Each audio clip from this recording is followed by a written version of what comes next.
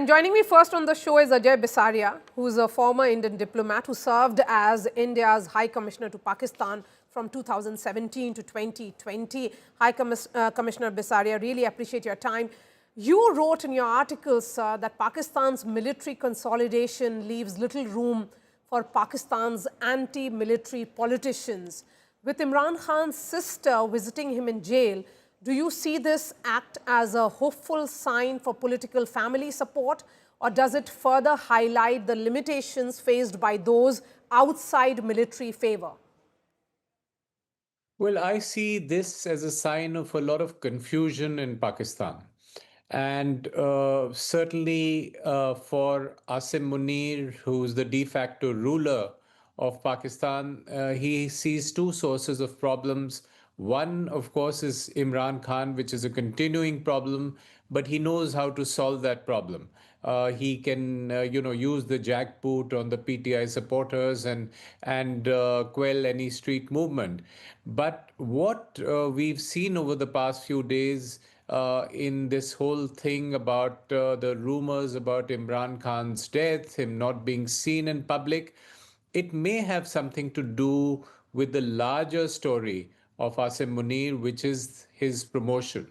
And I think what he's seeing is not just a pushback from Imran Khan and the PTI, but possibly also a bit of a small pushback from the Sharif brothers, because his order for him to take over his new post of Chief of Defense Forces was supposed to be signed on the 27th of November, but that was not done because Shahbaz Sharif was absconding. He had gone to Bahrain, then gone without reason to London, and there seems to be some reluctance on the part of the Shahbaz Sharif and his brother, more particularly Nawaz, in signing that order, giving a carte blanche to the army to do a constitutional coup.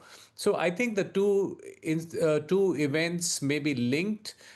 This could well be a diversion on the Imran Khan front to raise the suspense and to suddenly say he's alive, in order to distract from that larger story of the civilians being reluctant to sign the order, which gives Asim Munir a fresh 5-year term as Chief of Defense Forces from the 27th of November. You make an important point here, sir, and I'm referring to your article again because the timing of your article is also rather interesting here, High Commissioner Bisaria. You say that democratic institutions in Pakistan were devastated and faith in electoral civilian politics eroded.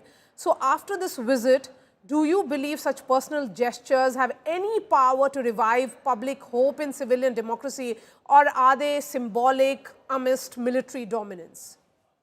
No, I don't think there's any hope for any kind of civilian resurgence. Certainly, what the army had to do was to bow to some kind of public opinion and agitation at a time that faces multiple other crises: an economic crisis, a crisis in Khyber Pakhtunkhwa and the western border, and with Afghanistan.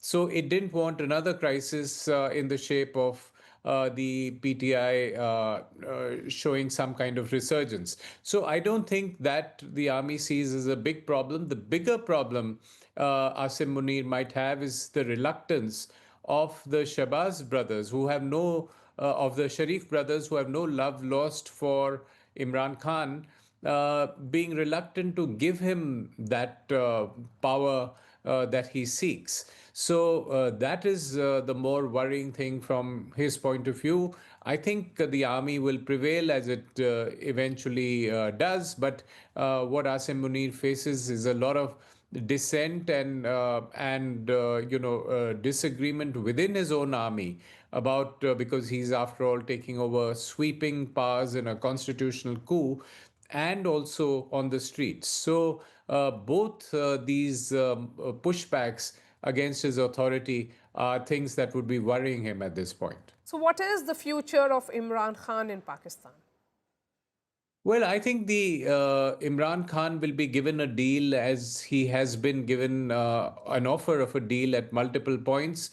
he would be told that if he remains silent or relatively silent and doesn't and stops a street agitation, they would let him out from prison. What the army is doing, from what his sisters are saying, is trying to mentally break him in order to soften him, to so that there was a rumor that he would be allowed to go to his home in Banigala and be in house arrest there in relatively greater comfort. There was even talk of him being allowed to go off to the UK in exile, on the condition that, like Nawaz Sharif did earlier, he won't speak out against the army and do that. And Imran Khan is not agreeing to those conditions. So I don't think it serves the army to eliminate him at this point of time. That could lead to a big street movement, but they would be toying with the idea of giving him some deal so that this headache gets out of their system. But remember, the junior partners of the army in this current coalition government of sorts in Pakistan are the Sharif brothers. And they would also be reluctant in giving a deal to Imran Khan where he can potentially move out and be critical of the current dispensation. You've spoken about the entire South Asian stability. The fact is that Asim Munir has sweeping powers. Uh, and with Imran Khan in jail and what's playing out right now in Pakistan, does it really modify perception of military rule in Pakistan?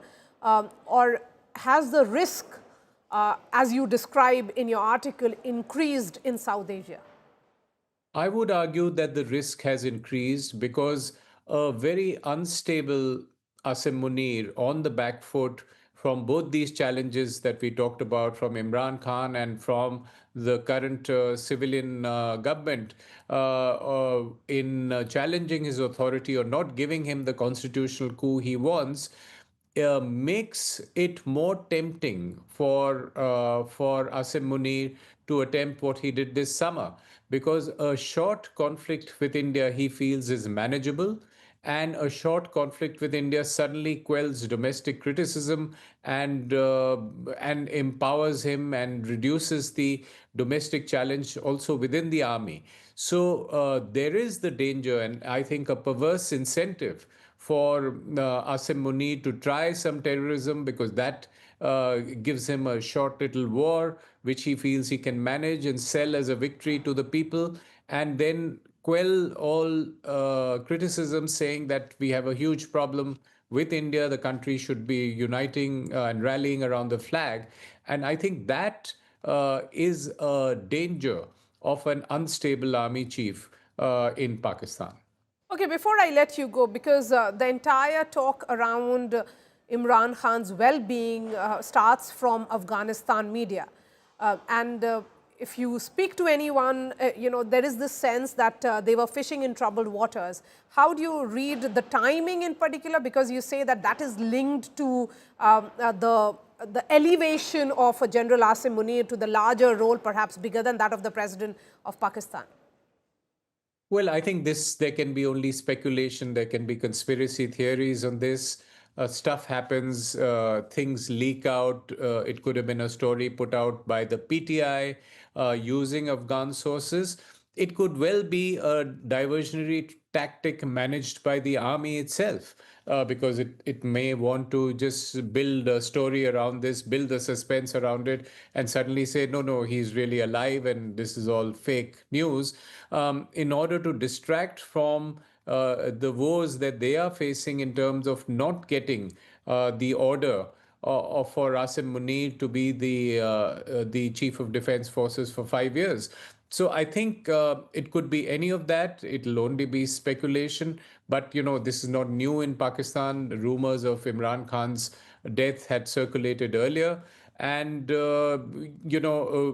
and what we must remember is that Pakistan has a terrible history in the way, in terms of treating its former prime ministers, because in the same Adiala jail where Imran Khan is, Bhutto was hanged by Ziaul Haq in 1978, and Benazir Bhutto was killed without any explanation. So all former prime ministers end up either in exile or show up dead. And this is something that would worry Pakistanis and PTI supporters. It's hard to say who started the rumor and why, but there could be many, many folks who would have an interest in doing that. All right. Really appreciate your time. Ajay Bisaria, India's High Commissioner to Pakistan. Thank you for your time here on India Today.